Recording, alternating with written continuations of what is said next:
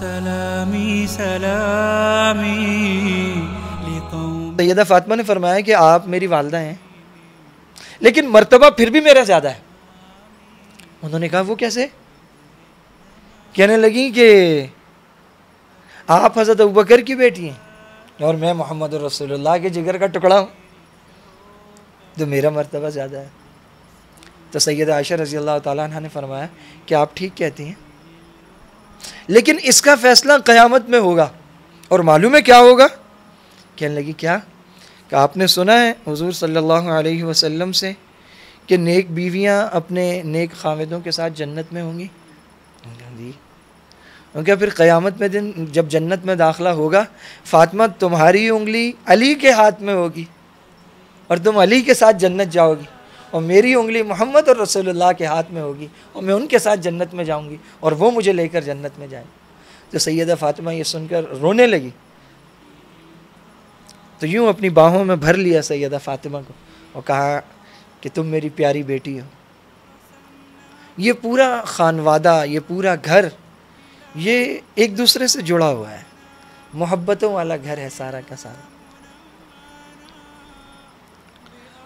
سیدہ عائشہ صدیقہ رضی اللہ تعالی عنہ فیاض تھیں اور کثرت سے اللہ کے راستے میں خرچ کرنے والی تھی اور روزے بہت کثرت سے رکھا کرتی تھی.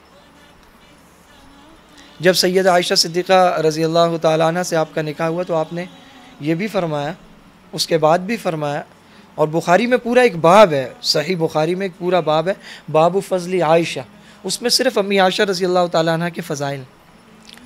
تو آپ نے فرمایا کہ میں نے کسی عورت سے نکاح نہیں کیا مگر یہ کہ وحی کے ذریعے مجھے کہا گیا تمہیں، اور اپنی کسی بیٹی کا رشتہ نہیں کیا مگر یہ کہ فرشتہ وحی لے کر آیا. اور سیدہ عائشہ رضی اللہ تعالی عنہ کے بارے میں یہ بھی فرمایا کہ 3 رات میں نے مسلسل خواب میں یہ چہرہ دیکھا اور پھر فرمایا کہ فرشتہ آیا اور وہ ایک ریشم کے ٹکڑے میں میرے پاس لایا. تو میں نے کہا کیا ہے؟ انہوں نے کہا یہ آپ کی ہونے والی زوجہ کی تصویر، ان کا نقش ہے، چہرہ ہے. تو فرمایا میں نے اسے کھول کر دیکھا تو وہ عائشہ کا چہرہ ہے. تو اللہ رب العزت نے سیدہ عائشہ رضی اللہ تعالیٰ عنہ کو چنا. تو جب منافقین نے آپ پر تہمت لگائی اور وہ ہار گمنے والا واقعہ ہوا اور عبداللہ ابن ابی اور اس کے ساتھیوں نے تہمت لگائی. عبداللہ ابن ابی مشہور زمانہ منافق اور دشمن ہے، اور یہ بات ذہن میں رہنی چاہیے کہ اوس اور خزرج کی بہت پرانی لڑائی اس میں صلح ہو گئی تھی اور دونوں قبیلے مل کر ایک سردار پر متفق ہو گئے تھے اور وہ سردار تھا عبداللہ ابن ابی. اور جو تاج پوشی کی رسم تھی وہ ہونے والی تھی اور سمندری مونگے جو ہوتے وہ مونگے کاریگر کے پاس جا چکے تھے، آرڈر دیا جا چکا تھا، تاج بن رہا تھا کہ آپ صلی اللہ علیہ وسلم ہجرت کر کے مدینہ آئے. تو جہاں آپ آ جائیں وہاں کیسی سرداری اور کس کی سرداری؟ سب سے بڑے سردار تو آپ ہیں. آپ کو بڑا دکھ ہوا اور آپ نے آس پاس والے لوگوں سے پوچھا. صحابہ نے آپس میں بڑے بڑے عجیب واقعات ہوئے. حضرت ابو ایوب انصاری رضی اللہ تعالیٰ عنہ جن کے گھر میں آپ جب مدینہ ہجرت کر کے تشریف لائے تو آپ وہاں رکے. انہوں نے اپنی گھر والی سے کہا باتیں چلی. انہوں نے کہا اچھا یہ بتاؤ کسی ایسے عمل کے لیے اگر تمہیں کوئی کہے تم راضی ہو جاؤ گی؟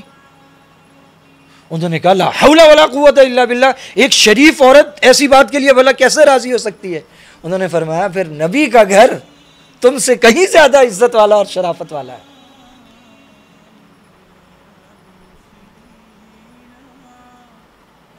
کسی نے کہا کہ گھر میں جو خادمہ ہیں کام کرتی ہیں ان سے پوچھیں. آپ نے ان سے پوچھا تمہارا کیا خیال ہے عائشہ کے بارے میں؟ منافقین نے چاروں طرف پروپیگنڈا بہت زور و شور سے کیا ہوا تھا، اور اب آپ خود صفائی دیتے تو کہتے دیکھیں کہ آپ کو تو بڑی محبوب ہے اور آپ کی گھر والی ہیں تو آپ صفائی دے رہے ہیں. حضرت ابوبکر صفائی دیتے تو کہا جاتا باپ بیٹی کی صفائی دے رہا ہے. امی عائشہ صفائی دیتی تو کہتے کہ دینے والے تو ہر شخص اپنی صفائی خود دیتا. گھر کی خادمہ سے پوچھا تو انہوں نے کہا کہ بچی ہے تو آٹا گوندھ کر بعض اوقات یہ سو جاتی ہیں، بکری آ کر کھا جاتی ہیں. وہ سمجھی نہیں. تو آپ نے ذرا بات کو مزید کھولا تو انہوں نے کہا، ان کے لفظ تھے کہ یہ تو خالص سونا ہے، خالص سونا ہے عائشہ. مطلب ایسی بات تو سوچی بھی نہیں جا سکتی.